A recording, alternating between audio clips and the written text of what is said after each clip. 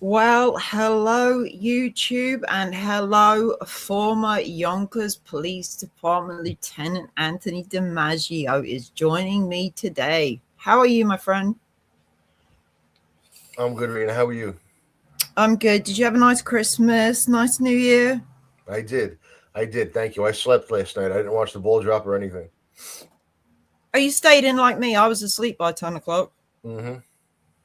I Same woke here. up to some very, very loud fireworks, and I wasn't very happy. And some people singing and screaming down my road with a very loud speaker, which wasn't ideal. Yeah, well, that's gonna happen on New Year's Eve. So it's to be expected. I can't remember the last time I went out on New Year's Eve. Ant. What about you?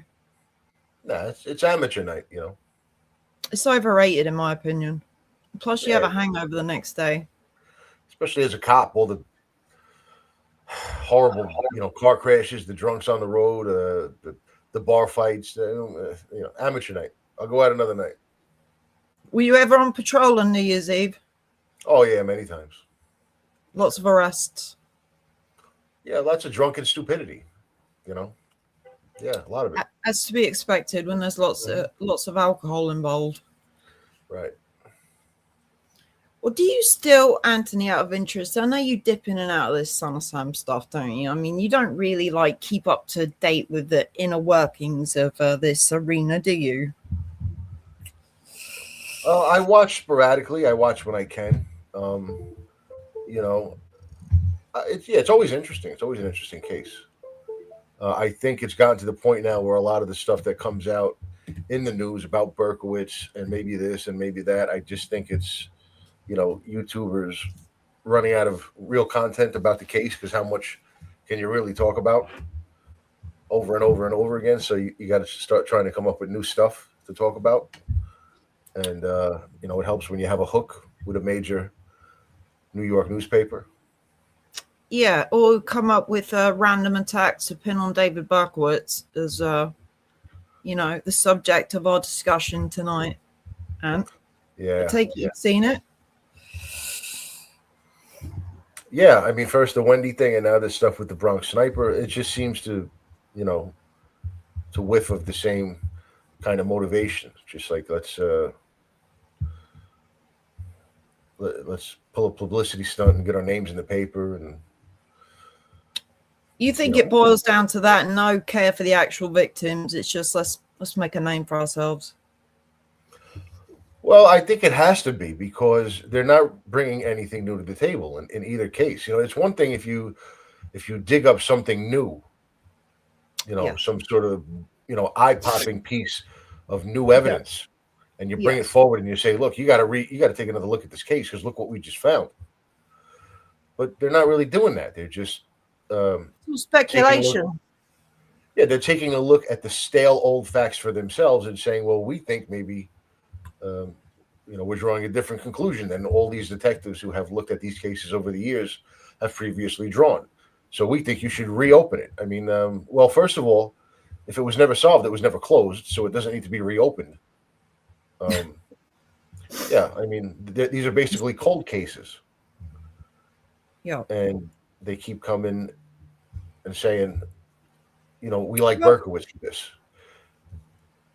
well, what's to stop any of us from doing what they're doing? No, Right, any of us can go and find a case and pin it on David.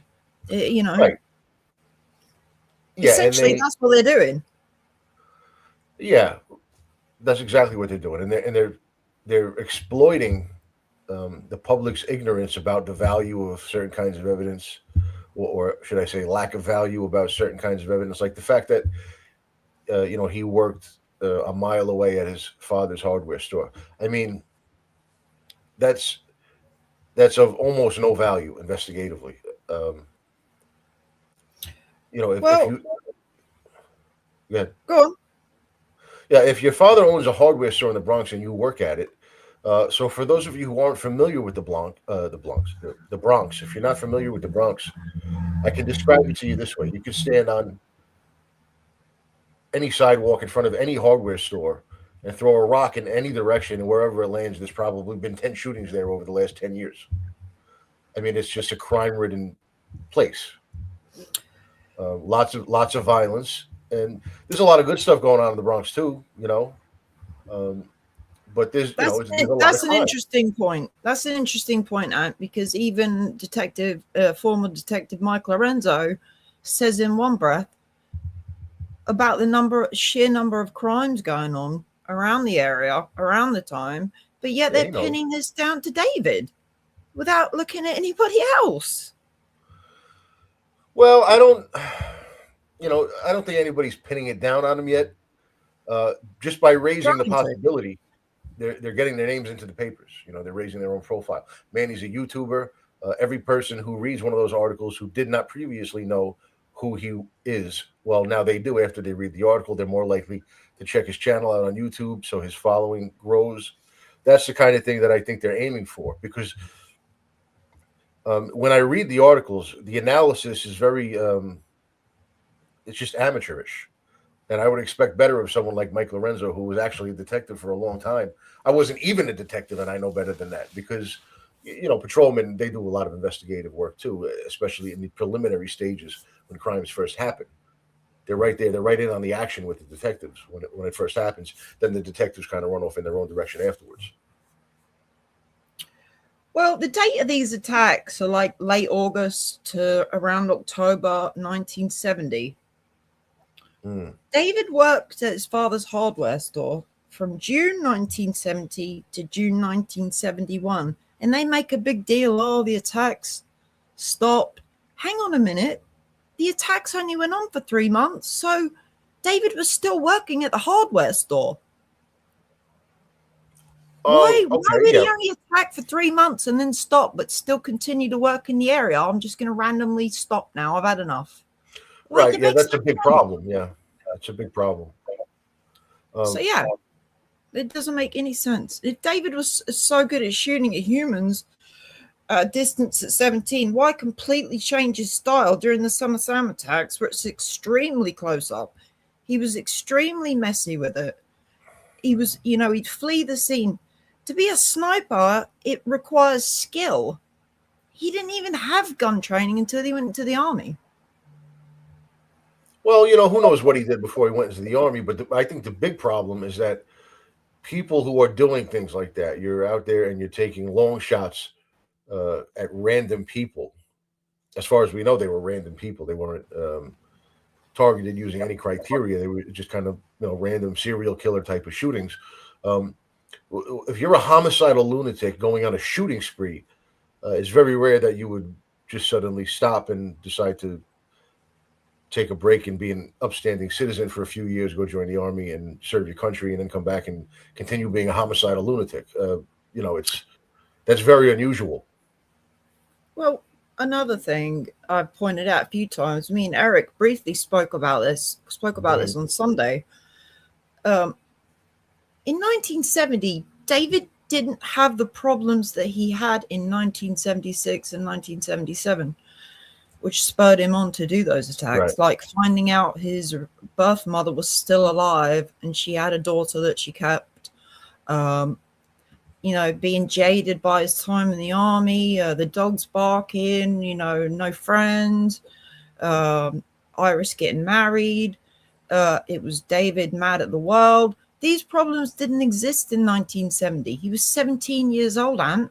Right. And people say, oh, he was mad from birth. We just don't have Yeah. it. We know he was angry, but that didn't mean he was going to go out and snipe random people when he was 17.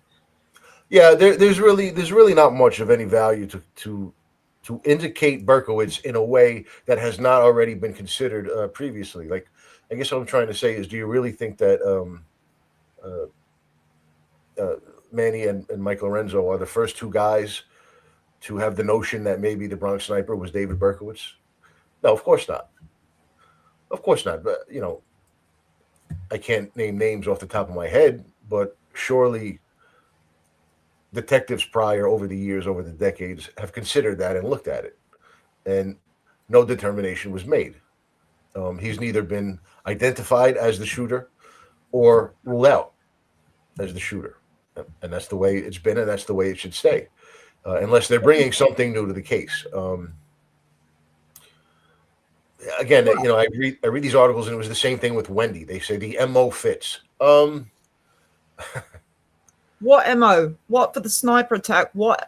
How are they similar to the Son of Sam crimes? Could you, as a former lieutenant, how are the sniper attacks similar to the Son of Sam attacks?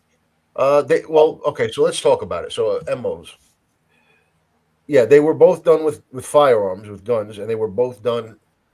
Both series of shootings were done on random, unsuspecting targets. Okay, as far as I can tell, that's about where the similarities end. And Yes. so you can go and you can say, oh well, the MO fits, or say like even with Wendy, um, does the MO fit? Okay, No. but let me explain. This is where they're exploiting, the public's ignorance about the value of these things. You can say that whoever shot Wendy, the MO fits. He was doing things the same way Berkowitz did them. He snuck up on her, or he fired at her in a parking lot next to her car. She was alone. She was a fairly young, attractive woman. Um, okay, so if you want to say the MO fits, I won't argue with you. But here's the problem: an MO is only valuable to the extent that it helps you narrow the field of suspects. Okay, so it has to be specific. It has to be a very unique and involved and really a one of a kind MO. And then when you see it at different crime scenes, then you can know it's the same guy doing it. So, for example, if you have a guy who's um, you know sneaking up to people's houses in dark areas, and he's cutting the screen, you know, uh, roughly 2 foot square, and then he always steps in first with his left foot, and then he does whatever he does to the victims. Similar things there. Then he raids the fridge and eats snacks, and always throws the wrappers in the garbage. Now you're getting into a valuable MO, because it's unlikely that there are two people out there doing the exact same pattern of things in the exact same way, in the same neighborhood at the same time. So now you're really starting to narrow the field. To say that the MO matches because it's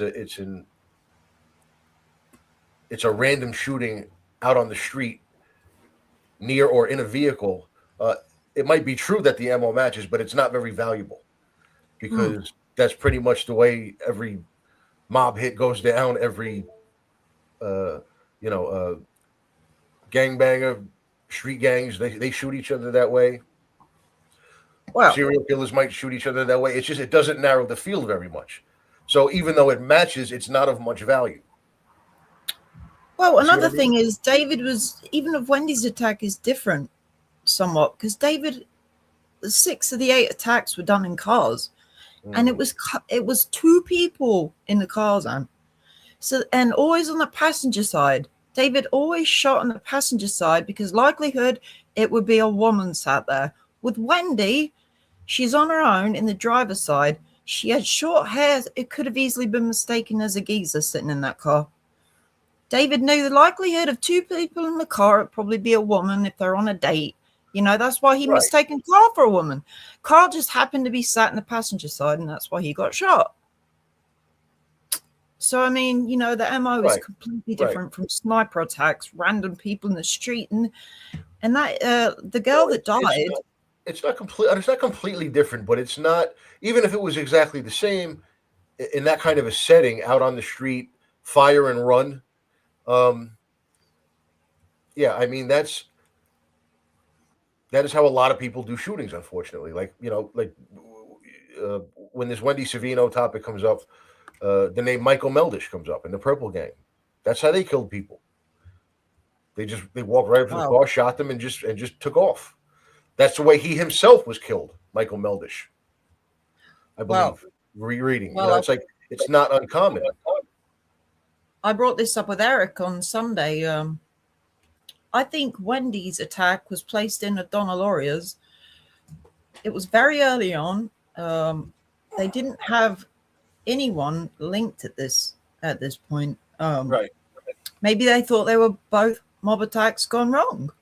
And then as the shootings went on, they realized this same guy is using this same 44. Wendy's was with a 32, so maybe that's why they didn't pursue Wendy's case in regards to the Son of Sam attacks. Yeah, that's probably almost certainly why they did not. Because it was the first press conference they gave where A Beam was letting everyone know that there's a lunatic on the loose. It was they were doing it because they had matched the ballistics from the 44. So they had at that point five, because that was, I think, after Oscar Richard. So they had five shootings linked. Now at that point, they don't know if the same guy who's doing all these shootings has done others with another gun. They don't know. Um, so yeah, so that's why I always say it's not impossible that Berkowitz was the guy for Wendy, but there's not much connecting him to it. They and really what it comes down to is they decided not to pin it on him for a very long time. And if that was their policy for a very long time, then it should still be their policy because nothing new has been brought forward, right? And I think the perspective that I can bring is I understand why decisions are made behind the scenes in law enforcement, and I'm usually willing to talk about it in a way that other retired cops are not. Um, you know, That's why we love you here, Ant. yeah. Well, thank you. So everything is risk reward, right? Everything is an Yep. analysis of risk versus reward.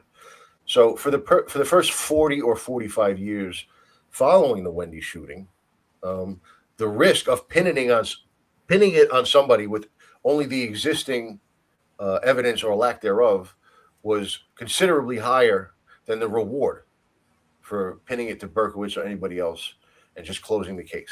Okay, now we're coming up on 50 years.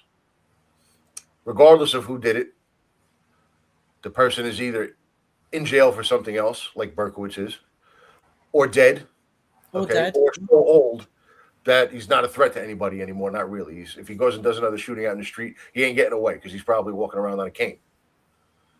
Well, in the Bronx sniper case, Right, you're going back even further, Ant, to 1970. So the chances of anyone, you right. know, other than David being charged with these crimes is very, very slim. So the risk of involved with closing it is almost nil. Just pin it on someone and close it. Okay, Yep. and the reward is kind of nice. We get to Like go in the Wendy. and yeah, right. We get to go in the post. We get to get our names Netflix. in there and get credit from the public for having solved this old cold case. And the detectives get their name in the paper, which they absolutely love to do. You have the victim Netflix. jumping. Yeah, you have Wendy herself jumping up and down, screaming that it was Berkowitz, so she's going to be happy with it. Um, so once the reward outweighs the risk, that's when you move on it. I will never understand why Wendy never went to the press, Anthony. If Well, she's been screaming, who has been screaming it to? I mean, she never went to Maury. She never went to the press. The police were clearly not taking her seriously. Who is she telling this to? There's no did she newspaper. not? Did she not? I thought she did kind of finger him, but only after his face was all over the news. Yeah, exactly. But there was Right. still like nothing in the papers, and she never like if the police weren't taking you seriously, Wendy, you know, go to the press yourself. Go to Maury Terry. She must have known who Maury was. He would have taken her seriously.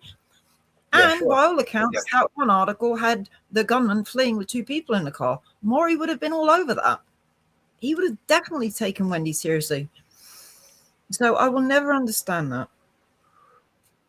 Yeah, and like we've been over a bunch of times now, her identification is no good because they messed that up on the night of his arrest. And that's another thing where we say I've said before that the known Son of Sam victims who survived and the witnesses from those 8 shootings, um, they should have been brought in to do ID procedures, and that was foregone. Um, they decided not to do that because they just wanted to start the party and get them out in front of the cameras. But you know, when they do that, they're ruining any potential identification procedure for any other crime he might have done, like Wendy. So if they're thinking maybe he did this, well, there's not much physical evidence uh, attaching him to it. There's none really. So the only way you're going to get to that is by her fingering him in a lineup. But you can't do that once he's been all over the TV for another similar kind of a crime. Exactly. She can jump up and down screaming about it, but it's never going to be admissible in court. It's a bad ID, even if it's accurate. So that's why they should have never Painful. done things the way they did them that night. But they did, and now here we are, 50 years later, trying to figure out, did he do this? Did he do that? You can't bring in people from other crimes and say, look at these six people, put them in a lineup. Say, look at these six people, and say, uh, do you see the guy that you saw that night? Do you see him in the lineup? You can't do that anymore, No. right? His face is plastered all over the TV, all over the newspapers. Well, another theory that we hear often is, Right. you know, David got rid of these guns. So conveniently, the two attacks you're trying to tie Berkowitz to, conveniently, these guns just don't exist. The 32 never found, never registered in his name, and this 22. I mean, we know David did have a 22, which he purchased in February of 1976. You can eliminate that gun straight away. So you're telling me David potentially had a 22 in 1970? Well, if he had a 22 in 1970, why would he go and buy another one 6 years later, Aunt? It doesn't make any sense. Well, people do a lot of things Not that don't make thinking sense, practically. especially these lunatics that we're talking about. But yeah, but you're right, and these are the reasons why it was never pinned on him before, because there's no evidence. No. There's no evidence that it wasn't him, but that's not how cops work. That's not how police do things. If there is evidence that there wasn't somebody, they'll scratch that name off the list. But we worked in the opposite direction. You have to prove something. You want to pin something on somebody, you have to prove that he did it. Through some means. You got to have the gun, or have a confession, or have an eyewitness, which you can't do anymore, like we just said. You got to have something, a fingerprint. You got to have something. You can't just say, well, his dad worked down the street, or his dad has a store down the street, and he worked there. So let's take another look at him. Well, I've got a feeling Manny is keeping some building secret tied close to David in the area, and I got a feeling it's the building he had his bar mitzvah in 1966. So I'm helping you all out here. He says he's holding certain things back. He thinks because Berkowitz was bar mitzvahed in the area that potentially, that's another reason why he committed these crimes. I mean, it gets more ridiculous by the day. I know this Bronx sniper case has been thrown around for the last 6-7 months. Like, this is not the first time we're hearing about this, and it's Yeah, just I mean, like look, it's coming it's a back into the. natural thing. It's a natural thing to say, okay, the person who did this has never been identified. Let's take a look at other people who were doing similar things in the area around that time frame, and then obviously Berkowitz's name is going to come to mind. So that's natural. But to actually go ahead and pin it on him, no, you need more. You need more than just he worked over there and he was bar mitzvah right over there, and it's not the way police work is done. And Michael Lorenzo should know that, and I'm sure he does know that. But Well, again, it's clickbait. It's a profile raising mission that these guys seem to be on. well, another theory he likes to put out is Berkowitz had all these different guns, and he was using different guns and different attacks, like the dogs and this and that. And he was going to shoot up a disco in Long Island the night he was arrested. Well, hang on a minute. A 44 wouldn't have been a great gun to use for that job. So a submachine gun would have been perfect. So why would he use his 44?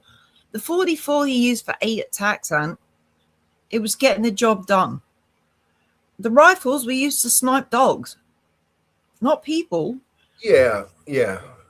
Again, I'm always cautious about when it comes to people like David Berkowitz and other stone cold lunatics whose minds normal people like you and me can never possibly really understand. I'm always cautious about ruling them out on the fact that something doesn't make sense about their actions, because there's an irrational people. Yes, you're not They're, they're dealing very with. they're very very impulsive people. Even the ones who tend Exactly. to take some time to plan their crimes out, they're still serving an impulse.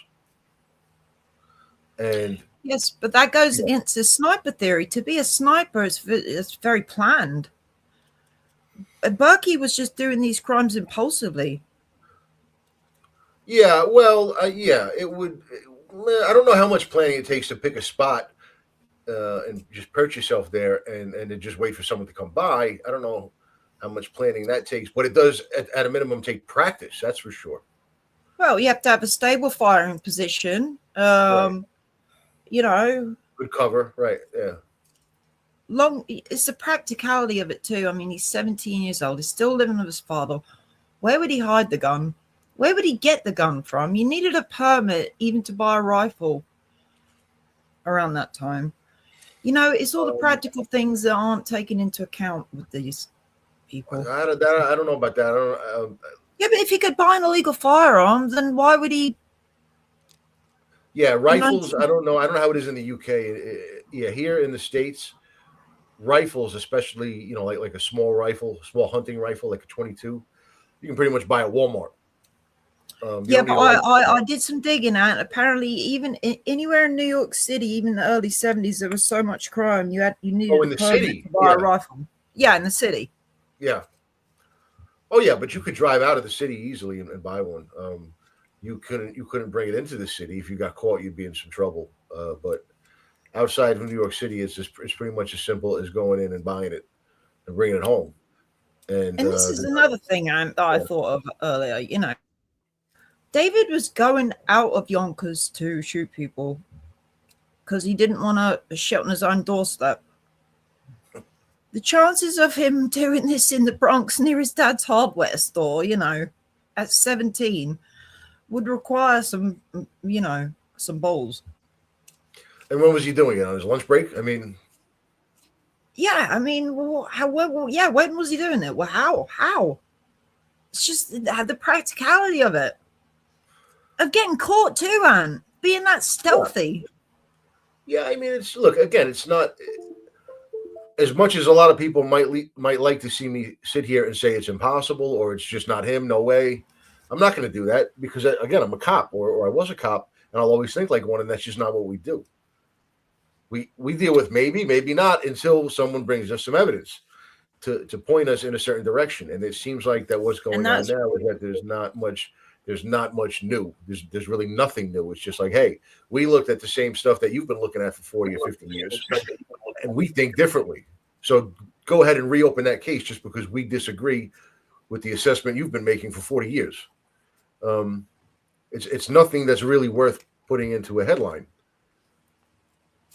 but that's what you're seeing happen. And my impression is that the motives are pretty self-serving. I just don't know what would have been the motivation at age 17 to go out and shoot at random people. And this Margaret Iglesias, I haven't really looked into the victims much, but apparently she was shot, and then he went back up to her and shot her some more. So it wasn't just like shoot and run. It was almost like not overkill, but he went back for more. That's Yeah, just yeah. not Bucky's MO. Well, did he see? I'm not up on the details of that shooting. Did he do it from far away? Did he shoot her 3 times from far away, or did he Yeah. did he do it from? Did he take one shot from far away and then come up and finish her off? Yeah, good question. I don't even know. It's Right. been Because quite vague, the details. yeah. So if he's shooting all 3 shots from far away, then it might make more sense. But one thing Berkowitz definitely did not do in any of the 8 shootings he admitted to was to stick around, finish Absolutely the job. not. Right. No, he fired a few times and he ran. He didn't really care about the results. But do you want to look at what in regards? It's actually the Independent, a UK newspaper, actually ran this story, and Yeah, we can look believe it at it. or not. Um, I don't know if you've seen this one or not. I just thought this would, seeing as this is a UK newspaper and it goes into detail about crimes. I And think I did read it, but we could look at it again. retired detective thinks 1970 Bronx murder of teenage girl could be linked to serial killer son of Sam and wants three opened. There's Berkey with a COVID mask on. Excuse all the pop-ups. 5 years before New York City was terrorized by the Son of Sam killer David Berkowitz back in the 1970s, a teenage girl was gunned down on a Bronx street. And now a retired detective believes her killing could be linked to Berkowitz as he calls for the case to be reopened. Mike Lorenzo, whose father worked the Berkowitz investigation, told the New York Post that the 1970 murder of 16-year-old Margaret Inglesia bears striking similarities to the crimes that would later make Berkowitz one of the most infamous serial killers in American history. Sorry, what striking similarities are they? Yeah, I was just wondering that myself. I don't know. I don't know that there are similarities really at all, except that they were both done with firearms on unsuspecting random targets. Again, okay, but that's not a field narrowing modus operandi. Not really. Close this because I think it's messing with the stream. This is a case that needs to be re-examined, said Lorenzo, who was working with Son of Sam expert Manny Grossman to urge the NYPD to reopen the decades-old case. Lorenzo spent 20 years with the Yonkers Police Department before retiring in 2008. This was Son of Sam before Son of Sam. No, it wasn't. On October 18th, 1970, around 2 a.m., Inglacia was walking home from a party when she was shot on East 169th Street between Morris and Grant Avenues in the Morrisania section of the Bronx. She was shot once in the front and twice in the back as she lay dying, according to a witness report. So what do you make of that? She was shot once in the front and twice in the back. So what, did she get shot and rolled over and he went back up to her? If she, yeah, this is why It's these a bit articles vague. aren't worth very much. They don't really give, if you want to, this is why I call it clickbait. It gives you a little bit, enough Yeah. to make you not regret having clicked on it to read it, but it doesn't really give an in-depth analysis of the case. Surely there are details about the case that would better give the public an idea of whether or not it really might have been David Berkowitz. Like, who did they look at for it already? Surely they must have had suspects. She's coming from a party at 2 a.m. She's 16. She should not be out at 2 a.m.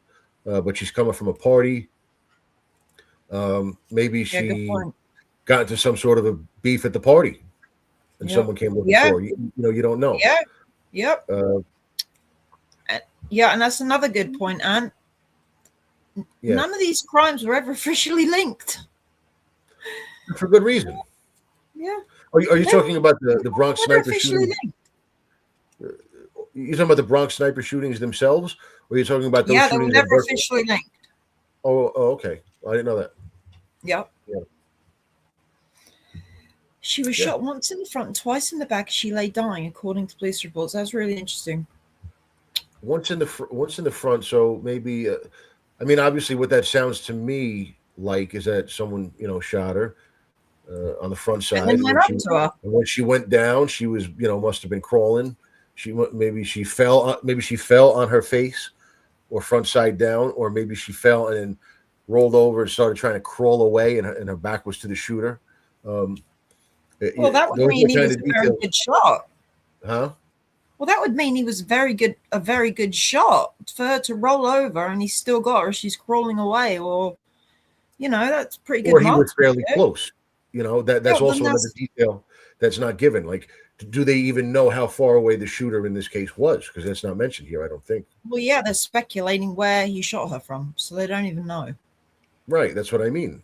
It's Yeah, very, very, very light on details, it's probably very on purpose, so that it yeah, could, that can help Berkowitz fit in.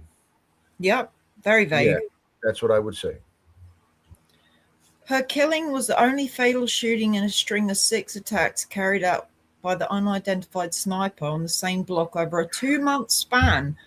So these people in Manny's chat are saying, the shooting stopped after Berkey left and went into the army.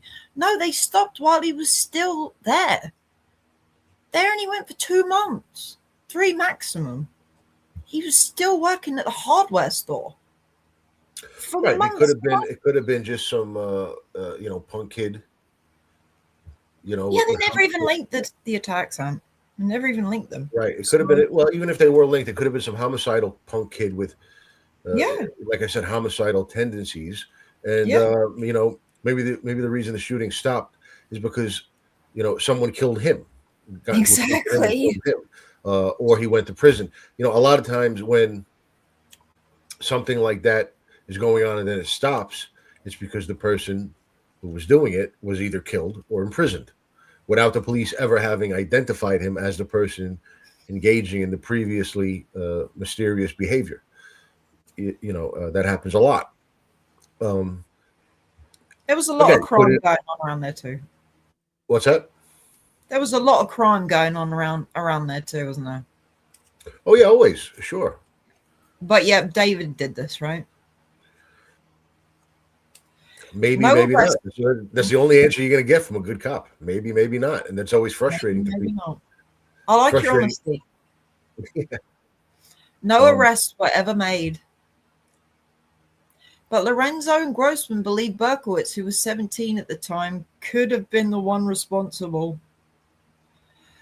From June 1970 to June 1971, Berkowitz worked about a mile away from the attacks at his father's business, Melrose Hardware, before leaving to join the U.S. Army. So the attack stopped in October 1970, but yet Berkowitz continued to work in his father's hardware store. 6, 7, another 8, 9 months. So why did he stop sniping if he was still there? It makes no sense.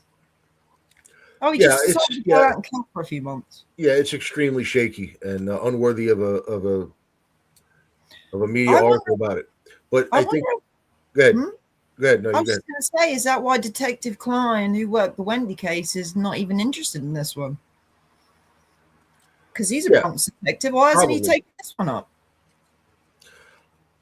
Yeah, because he's probably having buyer's remorse right about now.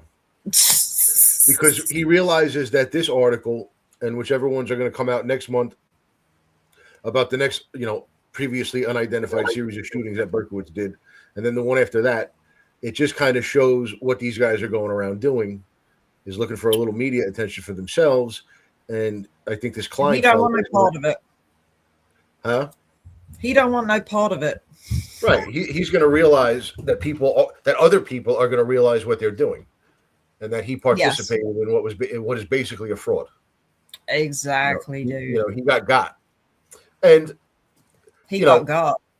Well, he got, but he didn't really get got. He probably knows as well as I do that this is a lot of bullshit. But for much the same reasons that they're going around doing it, I have no doubt that that's the same reason he participated in it. Here's the way that would look with the Wendy Savino thing, right? Okay. So Manny goes in and, look, I connected these dots, all dots that were previously connected to the degree that they can be connected beforehand, right? Like we said, Manny got the information from the Donna Lauria file, didn't he? Or one of the Son of Sam files. Yeah, Donna Lauria. Yep. So he's bringing back to the NYPD stuff he got from the NYPD, and he's saying, "Look, good point. Yeah, the MO matches. Okay, like I said, maybe it does, but it's not a very valuable MO because it's not restrictive. Doesn't help you narrow the field much. So I'm sure that they had already looked at that, and then okay, it was a 32, but maybe that was just Berkowitz starting out with a smaller handgun and then moving to a bigger one when she survived 5 shots. Okay, I'm sure they've thought of that. Oh, but so then Manny comes with this new information. The guy was smiling. And, Let me tell you how that's going to go. The second he leaves their presence, they're going to sit around in their office chairs and they're going to break balls. He was smiling, huh? I Oh, guess that crack. The first guy that walks into the room while they're sitting around breaking balls, the first guy that walks into the room with a smile on his face, they're going to laugh at him. They're going to say it was you, you son of a bitch. You shot Wendy Savino. That's the way they are. They're going to break chops about it, and then they're going to sit around and do a little analysis. Okay. They're going to say, this thing was 50 years ago, and this woman Wendy swears it was Berkowitz. Okay. well, Then the next thing they're going to do is they're going to call the cold case detective, who is officially in charge of the Wendy Savino unsolved case, and they're going to say, "Hey, Detective So and So, what are the odds that this case is ever going to be solved definitively?" And she's going to tell them, or he, or whatever, yeah, you got a better chance of hitting lotto, getting struck by lightning, and meeting your three favorite celebrities all inside the same hour. So at that minute, they're going to laugh and they're going to say, "Throw me the phone. We're going to get our names in the paper." And that's it. wow. The case ain't Another going nowhere. Let's grab a headline. another one he comes out with often is David changed to the 44 after Wendy didn't die. The 32 was no good. Well, Right. if that was the case, after the second or third attack in Queens on Carl and Rosemary, and Joanne and Donna, when no one died in those attacks, well, he could have. Why didn't he change the gun then? Right. He wasn't known as a 44 caliber killer at this point. He could have easily changed guns. Oh, these two guns are useless. I'm going to go and get something even bigger and better than those two guns because they're stupid. Could have used But a no, sawed-off shotgun. He could yep. have. Yeah. Right. So it's a lot of could be's. Oh, and then he was smiling. He's It smiling. has I'm no playing investigative value whatsoever. None. He's even got David playing peekaboo with Donna Laura. There's absolutely no evidence of that. She has never ever said that. He's never shown proof that she said that. But apparently David was playing peekaboo with Donna Laura and Joanne Lamino. Sorry. People who do these kinds of absolutely Not Joanne. horrifying things, they're very, very sick in the head. They get Jodie obviously Valenti. the reason that they're doing it is because they're getting some sort of pleasure out of it. So it I meant to shouldn't be say Jodie surprising Valenti. that the person who shot that Berkowitz smiled, or that the person who shot Wendy Savino, whoever it was, smiled. Or these are sick fucks. You know what I mean? So it's not of any investigative value. And surely Klein and whoever else his buddies are down in the homicide squad they all know this stuff. So this was a publicity stunt, a headline grabbing play with Wendy, and both now with this, I believe. Yeah, it's like they're trying to see how much they can get away with. Yeah. How far they can keep going with it, push it. Yeah, how far they can keep going. Yeah. A lot of people do this kind of stuff. They'll stretch a story, they'll stretch a narrative to sexy it up for the public, and people on their coffee break at work, looking on their phones, they see it, they click it, they read it. Yeah, and they don't know about this case. They get a little ooh la la out of it, and then they go back to work. Yeah, and they move on. But maybe when they go home, now they go on YouTube and they check out this Manny Grossman fellow who was mentioned in the article and propped up by the Post. And see what a fraud he is. And maybe he gets an extra follower. You know what I mean? So there are obvious self-serving reasons to be engaged in this. There's motivations to his madness. Yeah. Also, right. goes Asking a detective to do something that gets his name into the paper is like asking a fat kid to eat a giant cake that you just put on the table in front of him. It's the truth. And if Lorenzo's being honest, he'll tell you that I'm right. Oh, hell yeah. Yeah. So the article goes on to say they also point to evidence uncovered after Berkowitz's 1977 arrest, including 100-yard shooting targets found in his home. As sign he may have been honing long-distance shooting skills before his notorious killing spree. Well, he did say after he bought the 44, he went into the mountains and was practicing. So, I mean, yeah. Just saying. And plus, he was shooting dogs with that freaking those rifles. So why Right. is it a shock that he's Right. got 100-yard targets if they're even his? Because some people are saying that the NYPD ballistics, when they were testing his guns after his arrest, they could have placed the targets in with the evidence. So who knows that they were even David's, Ant? Yeah. Again, it's just something that it's not. It doesn't really have much investigative value. It really doesn't. Nope. There's nothing to tend to prove that Berkowitz was the Bronx sniper that they're talking about. Nothing. You take that into a courtroom and try to convict the guy on that, they're gonna laugh at you. The DA will never even bring the case. Oh, hell Which no. which was another reason why it was safe to go ahead and pin Wendy Yes. Savino on Berkowitz. Yes. Plus, you had a living victim. The DA is not going to bring the case. That's why it's safe to do. Now, if it was a situation where a case could still be brought, they would never, ever jump to fucking pin it on Berkowitz. Never, ever. Nope. Because now you have to prosecute him for it. So it's an easy, free, low risk, um, headline grabber. Mm-hmm. It's true crime pornography to grab a headline, and it worked. So good for them. Well, it's got us talking. Yes. Why would he have 100-yard targets? He's not a hunter, Lorenzo pointed out. The theory comes with notable differences. Berkowitz's confirmed attacks between 76 and 77 were carried out at close range, using a 44 caliber revolver, often firing through car windows. The Bronx sniper used a 22 caliber rifle. Still, Lorenzo argues the similarities outweigh the discrepancies. No, they don't. They absolutely don't. It wasn't right next door to the father's shop, but it wasn't 20 miles away or in another borough, and it fits his MO. No, it doesn't. Lorenzo said it's the same thing as the Son of Sam killings, but just a different kind of gun. Shooting into a car is sniping too. No, it's definitely No, not. it absolutely is not No, sniping. what Berkowitz was doing in this shootings that he admitted to is nothing even close to sniping. He was basically running up, turning, taking stance, and just aim. When I say aiming, I use the term loosely. Okay, he was aiming roughly in the direction of head and just started squeezing and taking off. Surprise ambushes, rapid, uncontrolled firing, poor accuracy, immediate flight, distances just a few feet. It's nothing like sniping. Snipers lock in on their targets before they pull the trigger. Yeah. This guy lifted and fired and ran. Planning and patience. I mean, long distance, precision aiming. You can't even compare that. That is not sniping. I'm sorry. No, it's not. No. It's crazy to say that.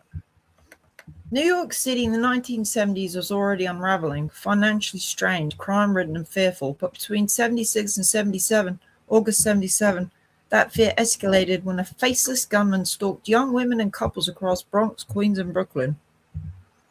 This is his ugly mug. Calling himself the Son of Sam, the killer taunted police and the media with handwritten letters and random violence. Berkowitz, a Yonkers postal worker, was eventually identified as a shooter who murdered 6 people and wounded 7 others, including teenagers and young couples sitting in parked cars. Totally unlike these Bronx sniper attacks. Yeah. After more than a year of false leads and mounting panic, a parking ticket near the scene of the final shooting led police to Berkowitz's car, and he was arrested on August 10th, 77. He was convicted in 78 of 6 counts, second-degree murder, and 7 counts of attempted second-degree murder, and sentenced to 25 years to life. Now 72, Berkowitz remains incarcerated at Shawangunk Correctional Facility in Ulster County. See if it's about an hour and 40 minutes from here, I think. Lorenzo said the Bronx sniper case had troubled him long before he began working with Grossman and on other Son of Sam-related investigations. I really think there's something in those files, Lorenzo said. The two had previously helped uncover a previously unknown Berkowitz victim, Wendy Savino, who survived a 76 shooting in the Bronx after being struck 5 times while sitting in her car. I found out about Wendy because I found the sketch she did of her shooter and it was the exact match of Berkowitz, Grossman told the Post. Then I found a police report that showed her shooting had all the characteristics of the Son of Sam shooting. It was not an exact match of Berkowitz. It's literally not. He then cold called Savino and she says she told him that she had identified Berkowitz as a shooter in 1977 right after his arrest. She never forgot his face, he added. The findings were later brought to now retired NYPD first grade detective Robert Klein, who concluded Savino had been shot by Berkowitz. Despite Berkowitz denying the crime during a prison interview, police sources said. Interest in the Son of Sam case has surged again in recent years, fueled by recently by Netflix docuseries that revisits Berkowitz's crimes using never before heard prison recordings and archival footage. Grossman believes the Inglacier case deserved a closer look, whether or not Berkowitz ultimately proves to be the killer. This is a major case that's been forgotten, Grossman said. There's a perp out there, and we think it's Berkowitz. Well, we don't, Manny. How about that? Or at the very least, we see no reason to. No additional reason to. I mean, that's the way I would put it.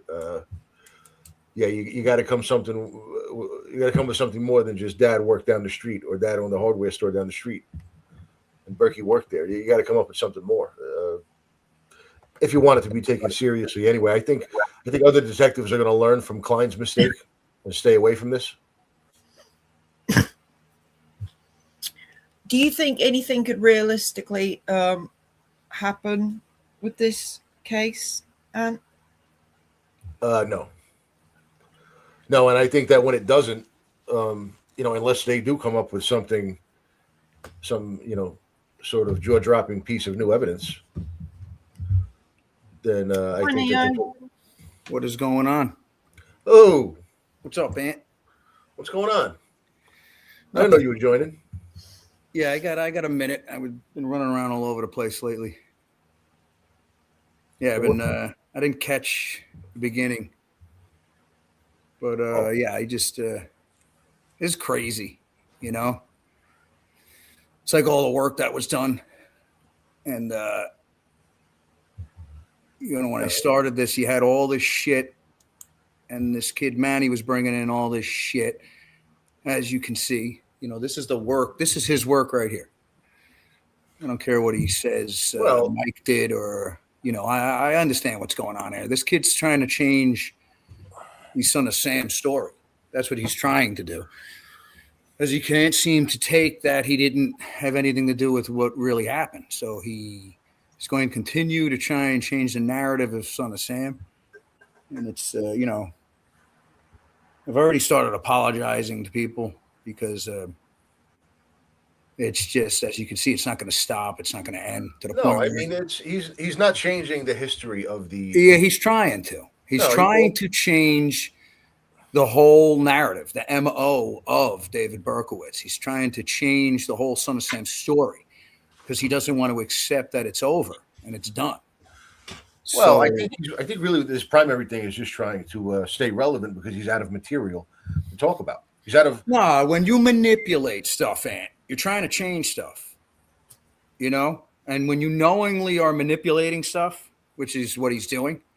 I mean, he literally, like I said, he has his theory and then he tries to just go look around and grab whatever he can to just try and fit it and manipulate whatever he finds.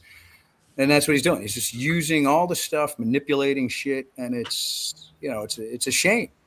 And one of the worst things he's not going to change the history of the 8 established. Oh, well, it's already done. It's documented. He can keep trying. But this is the work that you would have from Manny Grossman if I didn't step in this. Because you see here this shit. Okay, this is what he had when I met him. This is what he was trying to push as I was turning him away from his nonsense. This is the garbage work that he does. So I'm kind of glad he's showing it because it shows that what I say about him is true, the way he thinks. He's just as bad as these crazy lunatics out there. He tries to pin me with them. That's all part of his narcissistic bullshit. I'm nuts. I'm crazy. Yeah, okay. I still don't even know what I did to the kid. You can't can't say I even did anything to him for him to Well, say this shit. And then his lying about me is it's out of hand to the point where this is so pathetic. I can't even pay attention to this anymore. You know what I mean? Like this is just disgusting what's gone on. yeah. Well, you're going to come on my podcast soon, and we're going to talk about, Yeah. some of the sources of the major stresses in both of our lives. Right. And he's taken advantage of that and played it, you And know. people And you from and the I both know the Son-of-Sam- truth of what goes on here in the Game of Thrones of Yonkers, which he knows nothing about. Right. You know, Yeah. our families go back a long way. He knows nothing, and he talks this shit, and it's just pathetic. I mean, the kid is just nothing but a liar. And again, I just want to point out too, you know, this went out for a while. There's a lot of people behind the scenes that's seen how this kid has acted the whole time. You know, like he went on someone's show the other day that's watched him from the beginning. How could you support this kid if you've watched him from the beginning? I mean, this kid's lied over 100 times. That's all he does is lie. And you didn't see that? You've been supporting him for years, and you haven't seen him lie? He's a YouTuber. It's he's there to gather clicks and views and likes and shares. That's his business. But people died, Ant. It's it's not a joke. I understand. You know what I'm saying? I didn't do this for money. You know, I didn't do this for fame. I don't want that at all. Okay, this kid is playing games with a case without a care in the world, and then thinks it's okay just putting mud all over it. You know, it's disgraceful. And I don't know how anyone supports this kid. Like I said, the cheerleaders that support this kid, it's disgusting. I mean, did you do this case to play games, or did you actually look at this to find out the truth? I'm sure that he probably had more genuine intentions when he started out, but like I said, he's pretty much out of material. He's out of genuine, verified, bona fide, historically accepted Son of Sam. But these stories that he's what making, are you going to talk about now? You got to understand that these stories he was doing the whole time.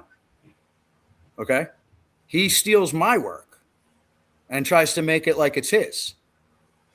Yeah, I mean, you know, Manny has in a conversation with me that we had, he acknowledged your I don't give a shit what he nature acknowledged. I don't care what he acknowledged, Ant. Well, I don't care. What I'm saying is he stole all my shit. He doesn't do it on the internet as much as he should, but he has done it, and it is on the record, and it is in writing. And I did remind him that I have it, or at least I asked somebody else to. What's that? Yeah, you mentioned back to the sniper attack real quick too. Okay, the hardware store was open since '67. Berkowitz was going there the whole time. Okay, it was his father's store. I mean, whether he worked solely that summer or not, he acts like the kid wasn't going to the hardware store since '67. Okay, and to pin this shooting near because it was near his father's hardware store or what is that? And I don't really care to dissect. I don't really. It really is stupid. Again, no evidence. No, yeah, I don't really care to dissect too much evidence that has no real investigative value, even if it were true. I mean, you know, okay, so he worked at his father's hardware store, which was a mile away. None of it makes any sense. Plus, you know, for him to be the son of Sam, he had to go through the army. He had to get abandoned by the government. He had to get abandoned by his religion. He had to find his mother. His girlfriend had to get married. All these things had to happen for him to break and do what he did. Okay, you can't go saying his adolescence is what did this, because we all have had adolescences that were nuts here in Yonkers and the Bronx. Okay, and you know, he was in the Bronx where people were stacked into buildings. There's a lot of lives that go on. He's going to see a lot of stuff, of course.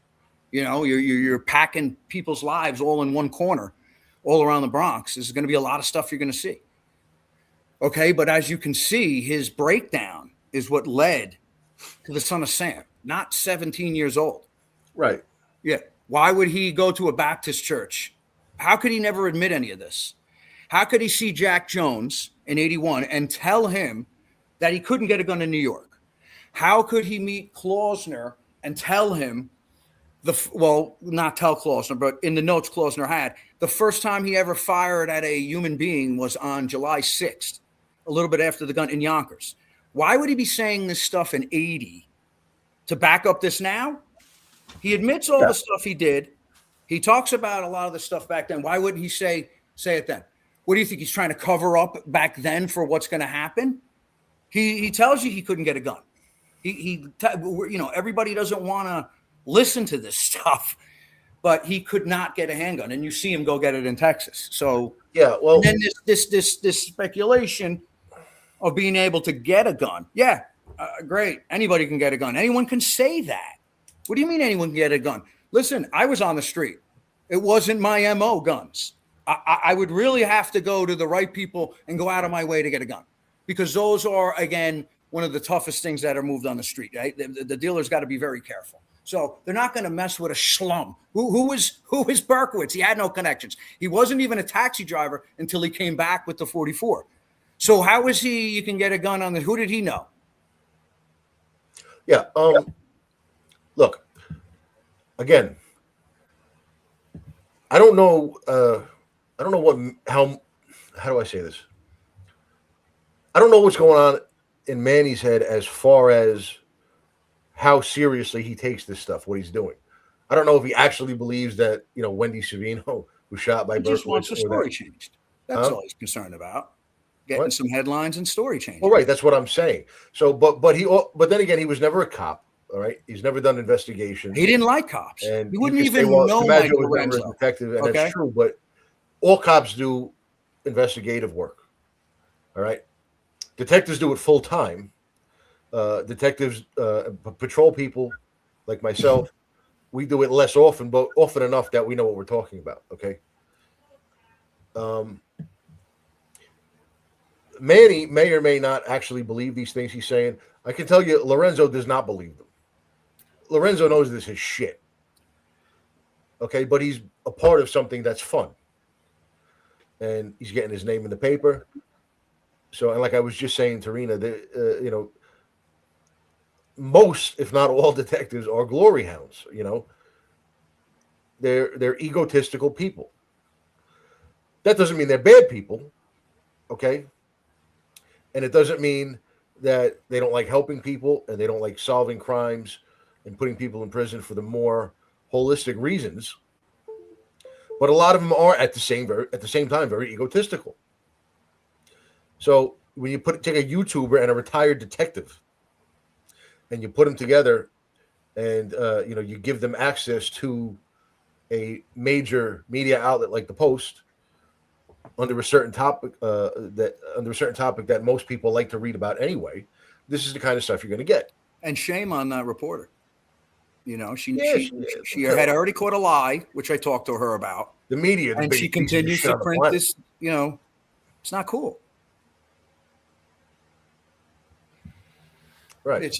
It's not cool, especially after all the stuff that was done with this case. But the good thing is that they've done it twice. I would be pretty sure there will not be a third time. Well, he's a master manipulator, so you got to understand. But yeah, again, I don't agree with that. I don't believe that as much. Well, look at this. Look what this has become. Yeah, but these people, what I'm trying to tell you is that these people need little incentive to go ahead and run with this anyway. He 100% has manipulated information that he's given, showing that he knows what he's doing. You understand? When you have to change facts to manipulate things to fit your shit, you know what you're doing.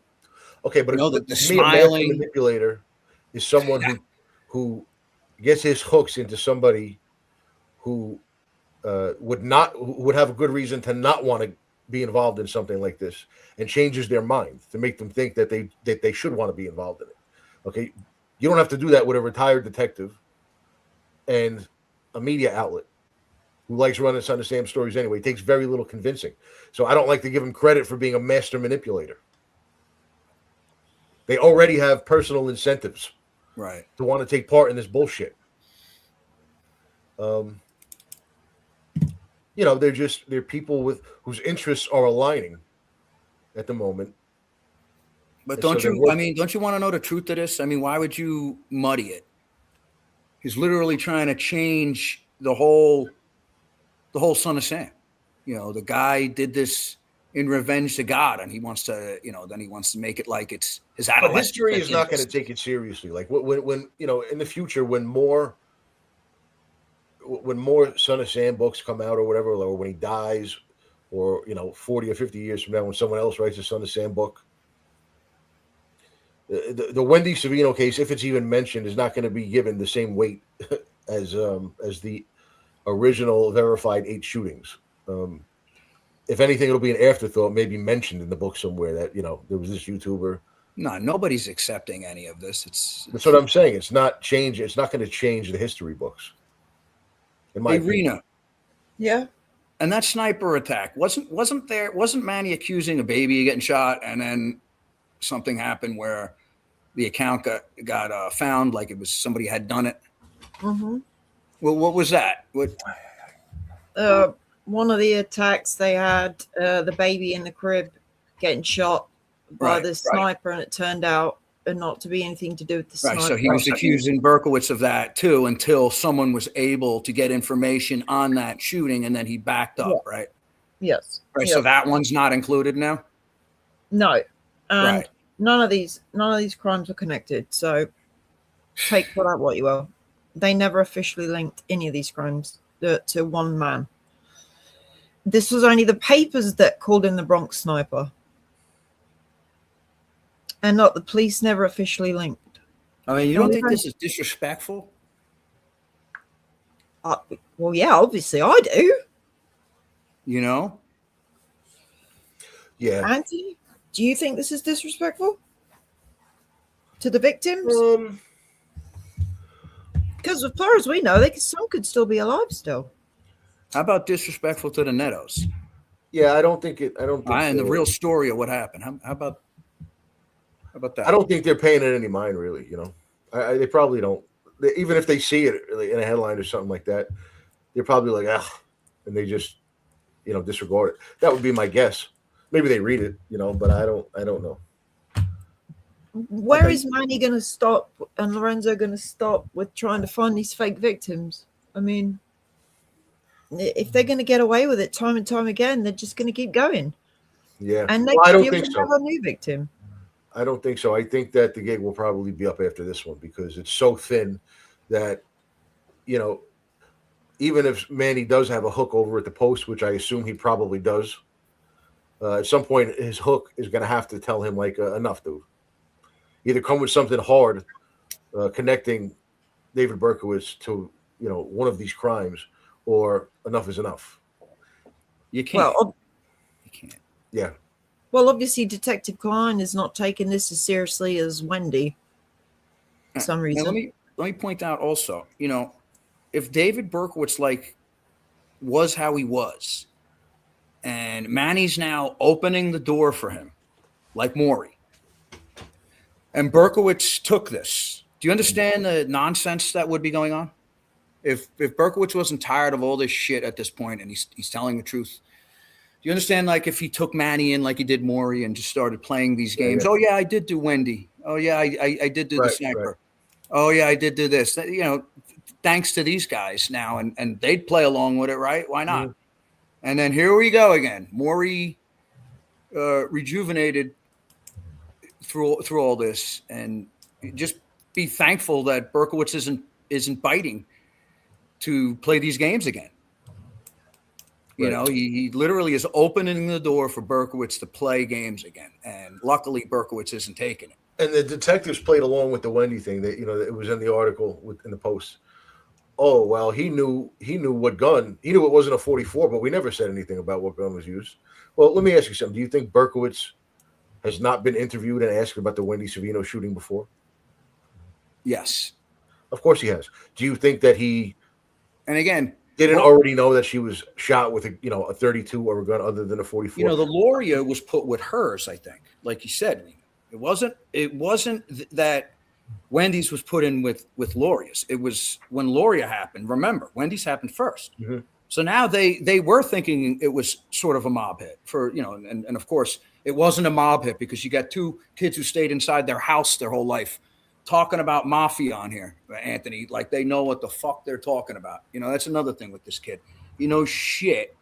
And he continues to talk about how mafia things are done. Like this fucking kid knows anything about that culture or anything. Oh, women and children don't get killed. Yeah, okay. Listen, last time there were rules, go back to the 50s, asshole. Okay. So again, this kid doesn't know anything. And well, it's rare, but you know, but they were putting the Loria with Wendy more because they were thinking the Loria was a mob hit and putting it with Wendy's, if right. you really look at it, because Wendy's happened first. Yeah. Well, yeah, I think that's what happened. And as the crimes went on, they realized that Wendy's attack stood alone because there was no. He tries to manipulate, saying it was like a mafia hit when it wasn't like that, and he knows it. You know, it wasn't like what he's trying to manipulate to his audience that it was a mafia hit. It wasn't like that. The husband was tied into some shit. It's a fact. Okay, and I could really dissect this shit down. But what does dissecting it do? All this kid does is ignore all the facts to the case anyway. Well, yeah. So okay, so the mob historically has had a tendency. That was a mob hangout, that restaurant. Okay, right where the lady was killed in the parking lot. Right. Yes, mob figures were directly in that vicinity. Yeah, and also, you know, they might have a policy of we don't go after a woman. Yeah, sure, Anthony. Let me tell you something. Hold on, let me finish. They might have a general policy. We're not going to go after a woman because we want to kill her husband or because her husband did something horrible. Like if she was a direct threat to them or something like that, then I'm sure it's different. You know, they always make exceptions. You know these people doing these hits, Ant? You think they're the mafia guys with the rules? Okay, you think they got brains? You know these guys doing this hit? You think they give a fuck? Well, what I was trying to get at is if they had an issue with her husband, they would probably have just killed him. Again, that would be my guess. I'm not even saying it was a mob hit. I'm saying that there was a lot of stuff around her case, which, again, there's connections to the husband. I'm not saying it was a mob hit. I'm not saying it was anything. I know it wasn't Berkowitz. I personally think the sketch is the Wendy Savino sketch is closer to Meldish than it is to Berkowitz. I personally think that it is. The sketch could be anybody. You can't even. Yeah, it could be anybody. Right. Yeah. But to say that a mob hit would not have hit her is ridiculous. I'll tell you that right now, because the people doing the hit, okay, they're not the smartest people in the world, and they don't give a fuck. Okay. Right. The people doing the hit don't give a fuck, but the people ordering it are usually a little more strategic. So you got John Gotti taking out his boss, and you got rules, right? Right. Yeah, and you're saving women and children, but you're taking out your own men. Listen, there were no rules, as you can see, after a while. Yeah. You want to talk about the old culture that came here. Again, I don't even want to get into this, okay? But I just know that kid, when he sits on here and talks about the mafia, it's a little hilarious because I know that kid knows shit.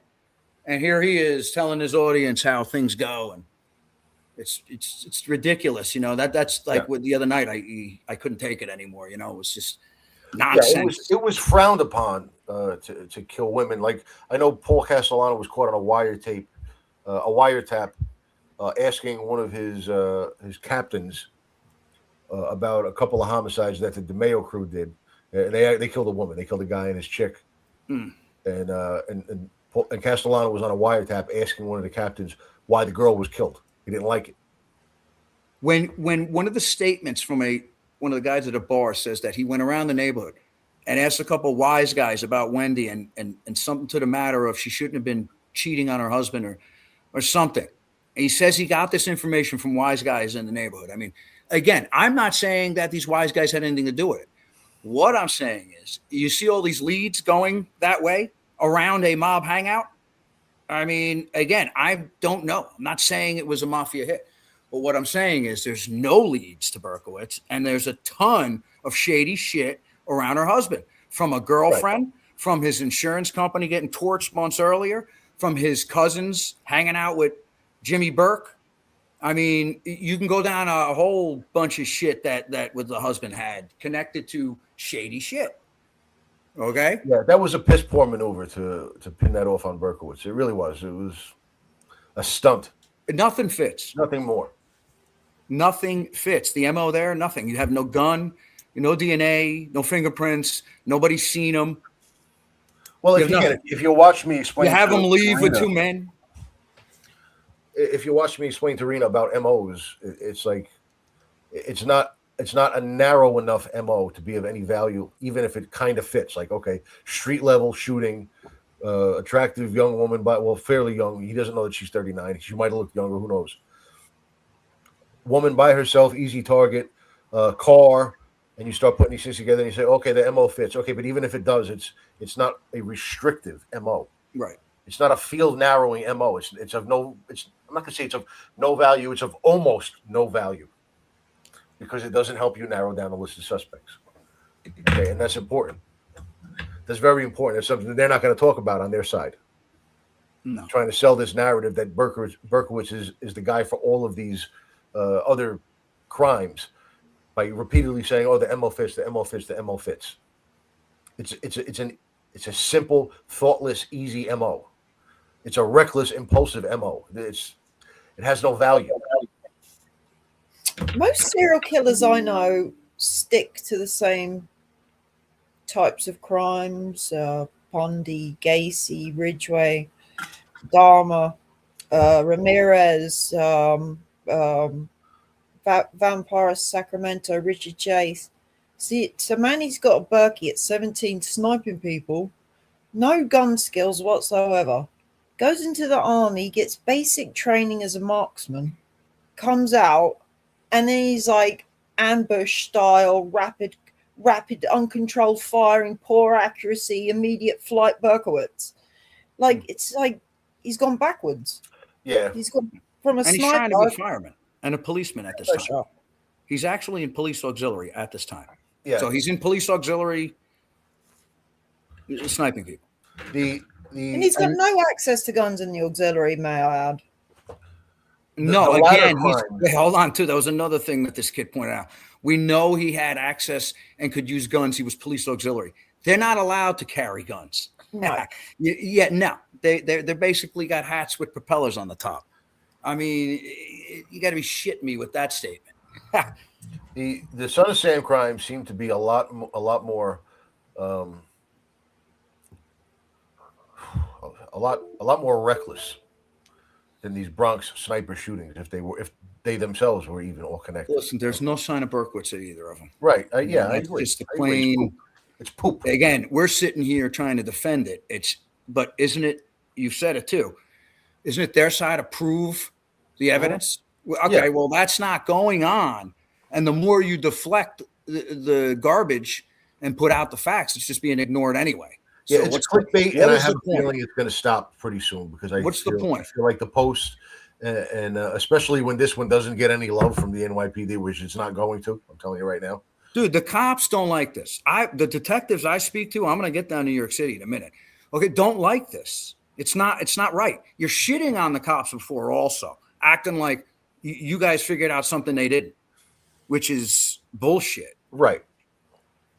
You're coming with nothing new and saying, "Hey, relook at what you've already relooked at over and over again." Right. If Coffee was alive right now, he'd be pissed. Because we think, yeah. I mean, well, Coffee was another story. Well, he took his job serious. Didn't like this shit. Didn't like what Maury was doing. He wouldn't like this. Yeah, but he's another guy. If you were standing between him and a news camera, you were going to get Son of Sammed. He was going to. You didn't want to be between that guy and a news camera. He was the epitome of what I'm talking about with I'm sure they asked him about Wendy. Do you know how many people came out and said Berkowitz shot me? See, that's another thing he wants to say. Oh, well, we have a witness here saying that there was a ton of people that were saying Berkowitz shot me after this, before this, after this, nonstop. That's why they wanted to just shut it down and get away from it. So there was a lot of people saying that Berkowitz shot them. Okay, so again, what does that do? If you could just go and say somebody shot me, you'd have a flooded jail, and if that's it. Right. The bottom line is, you said it before, you go in a courtroom with this stuff, and the defense attorney is eating it up in seconds. Well, as far as the mafia stuff goes, there's a first time for everything, right? Wendy shot in the car. Women were never targets. There's a first time for everything, right? I'm just saying the guys that do those hits sometimes screwed up. They're not the smartest guys. Okay, they do it for money. They do it to kiss ass. They do it to get in good graces of these big guys. I don't know what went on, but to say that they don't shoot women, it's hilarious because just you think you know all the things they did. Well, whatever you know, times that by 10. They do 'Cause whatever you don't know serves their shit. interests, right? So I mean, it would have to serve their interests to kill the guy's wife rather than him for some reason. I don't know. Yeah, I don't know, but I know there's no sign of Berkowitz at all around any of it. And Well, I see a whole bunch of other stuff. I think it was a case of mistaken identity, and the same Jaguar parked next door to Wendy's.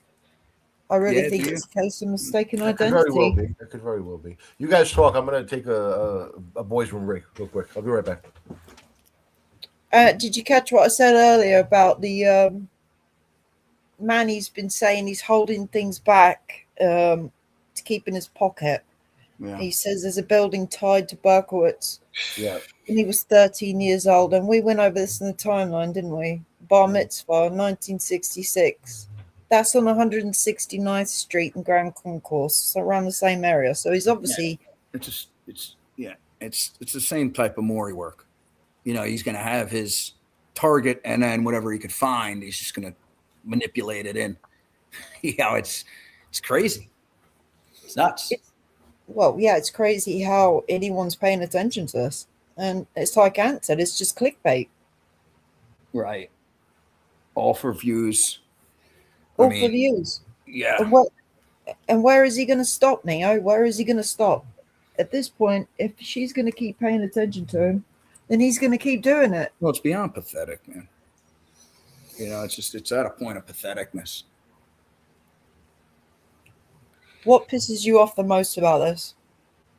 That it's exactly like Maury's work, and all he does is trash Maury, but yet that's all he's done since I've been around him is this type of work. That's it. There's so many lies he put into this story that, again, I'm going to point out, if I never showed up and stopped this kid the first time, now here he goes again.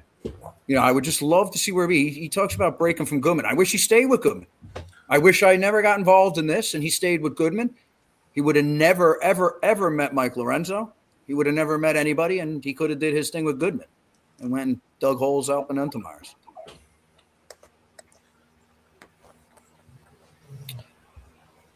Well, there's nothing going to stop Manny at this rate, is there? Let's face it. And what's to stop us going and finding a victim, a fake victim?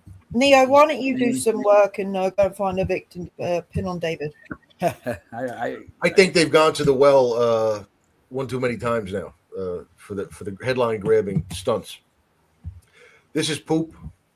This Bronx sniper business. It's not going to go anywhere unless they really are holding on to some new evidence that they haven't shown yet. Aside from that, just what they spoke about in these articles that have already come out, it's not going anywhere. Do you think it's because Lorenzo wasn't paid attention to the Wendy case? You know, he wasn't on Netflix, so he's trying to make a name for himself any way he can? Well, yeah, I mean, yeah, I'm sure he's enjoying the publicity in the Post and whatnot. But even him, I'd be embarrassed. I'm not gonna lie, I'd be embarrassed.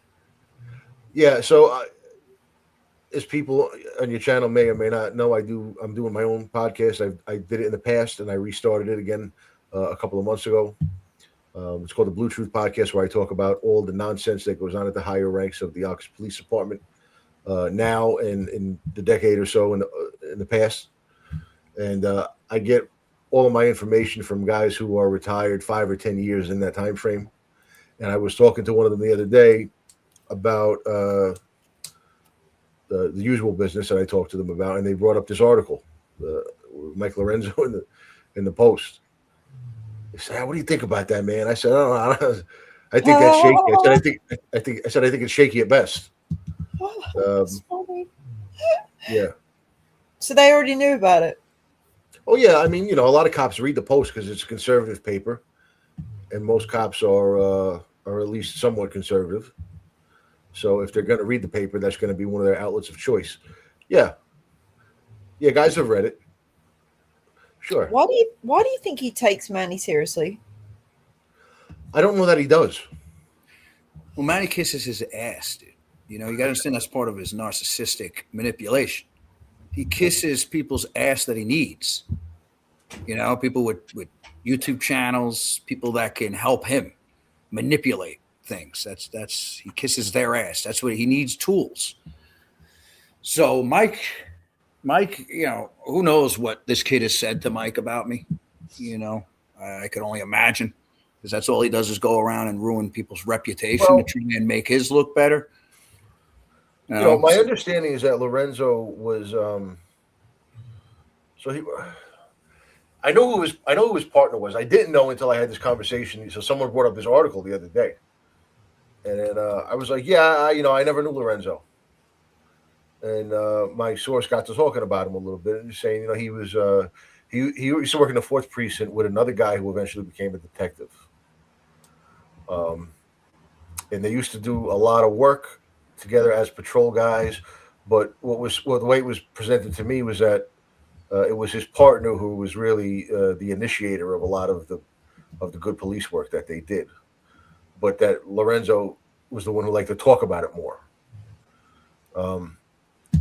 Again, I didn't really care about this conversation, but this is the way it was described to me. I didn't push for more information or anything like that, but that's the way it was said. And I said, and it was kind of presented to me as if he and his partner at the I'm sorry, before they went to the detective division, his partner in patrol, who went on to be a pretty well respected detective in his own right. It was kind of presented to me like maybe they don't really talk to each other anymore, without really assigning any blame. I wasn't told whose fault it is or anything like that, but it was kind of presented to me that that Lorenzo was a little bit of a glory hound. If that's you see too, you see Manny trying to manipulate Lorenzo into what was done during the investigation, right? I mean, we met Lorenzo because he was too scared to go see him. He wouldn't go see Mike without me because he didn't like cops, so he was scared at the time. So I had to take off from work to bring him to Mike. I had told him where Mike was. I told him Mike was he owned a business somewhere, and he was a record store in Hastings. Yeah. So I had a few people talking to Mike. He didn't even know Mike's father was on this case.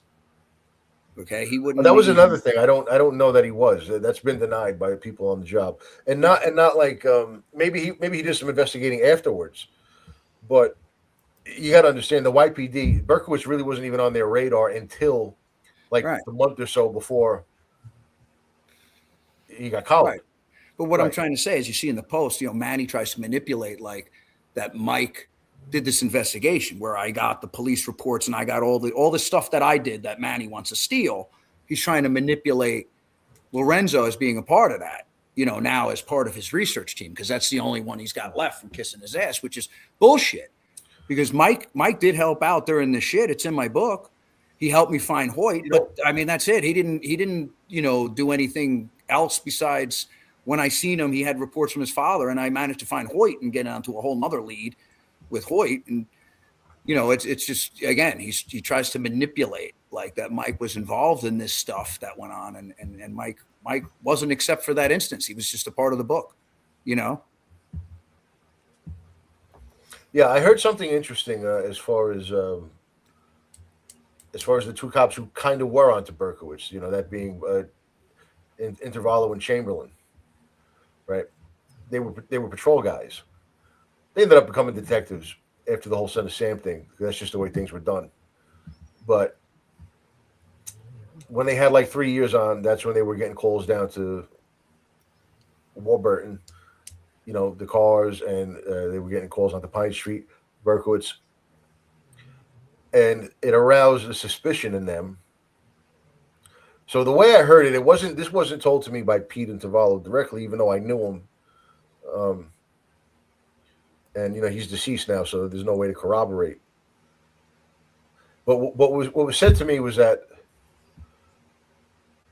Pete told somebody that they were interested in Berkowitz. He was a loon. They thought maybe he could have been good for the Son of Sam. So I was told that they actually climbed the fire escape to look through his window. I was told that Pete told that story to people. Yeah. Now, to me, that's a little out there. No, they about did. 7 stories. They did. You know that? You've heard that? No, before? they don't have to go 7. They did because when Glassman's fire happened, right? They got to go outside of Glassman's apartment on 6 and go up. Oh, okay. That makes more sense. Yeah. That makes more They sense. went up. Yeah. Tommy went up. Oh. I don't know if Pete was working that day, but I know for a fact Tommy went up with The windows were covered with blankets. with blankets and with no cracks. Like you couldn't see on an angle on the edge. Like it was like almost like did. nailed shut. They did. They tried to get in. Yeah, right. Okay, so you heard that, yeah. Yeah. They did become detectives also. It was part of their As promotion. far as I know, those are the only shut guys. up. Those are the only 2 guys who Berkowitz was on their radar before the arrest. I guess I could be wrong. With so here's like what would happen if there was a felony involved. Glassman, maybe they took that report as a felony, whatever. So they would have to notify detectives. And at that point, maybe a detective would like take a look at it or something like that. No, they were. Okay, so then so maybe there was Lorenzo's father maybe took a DD report on it or something like that, and maybe that's what the article means by the investigation. Lorenzo's father was doing what he could, from what I see. I mean, right, but I think the article is misleading, as if Lorenzo's father was investigating him as a Son of Sam suspect. After a while, they were. Before the arrest, they had him about 6 days before the arrest. They called in New York. From what I understand, I think it was Carr, the old man, that went down to talk to the homicide, the Omega Task Force. Yeah. Right. Okay. And I think after that, the way it was told to me was that a couple of detectives came up and said, "Give us everything you know about this David Berkowitz guy." Yep. And no one really did know anything except Pete and Tom. Yeah. Right.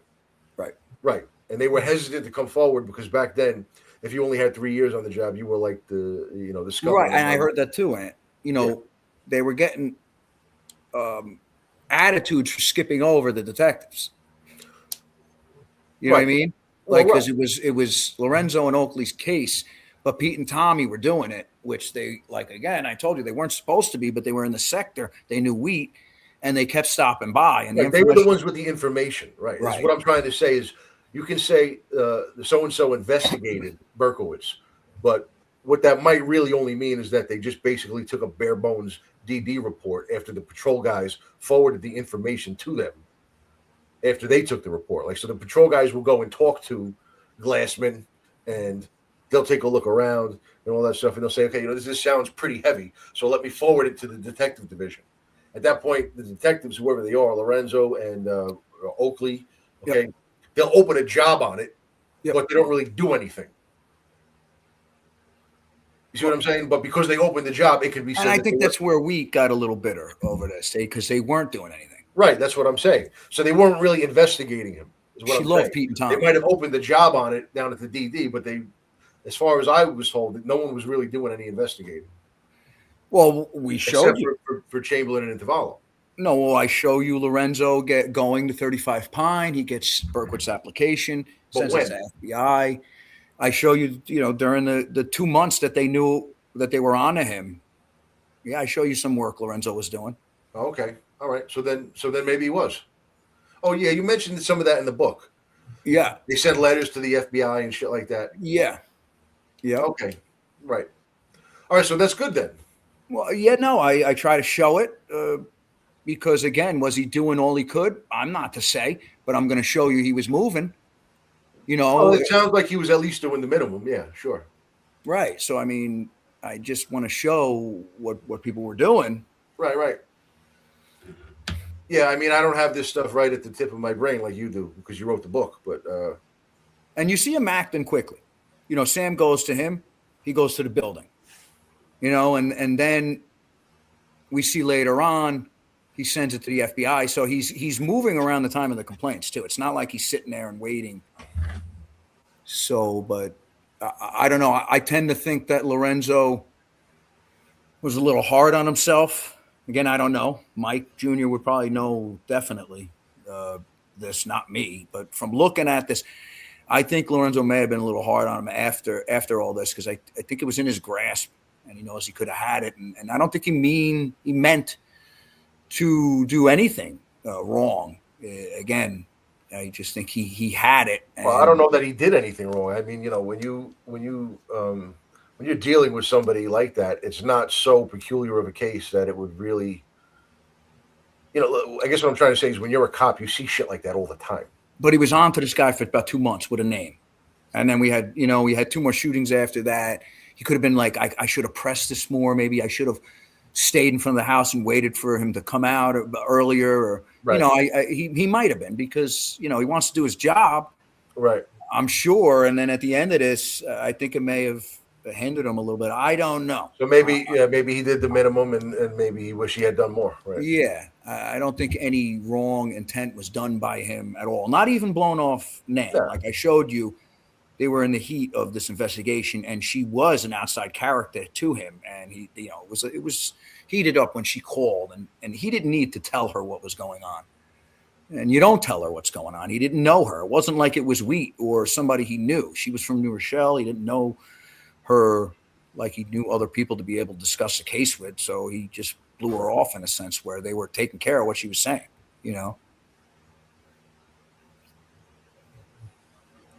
DiMaggio, did you know that Zigo was what did we go over in the timeline? Zigo was at the Nettos. Yeah, no, I don't think you would have seen that. Cool.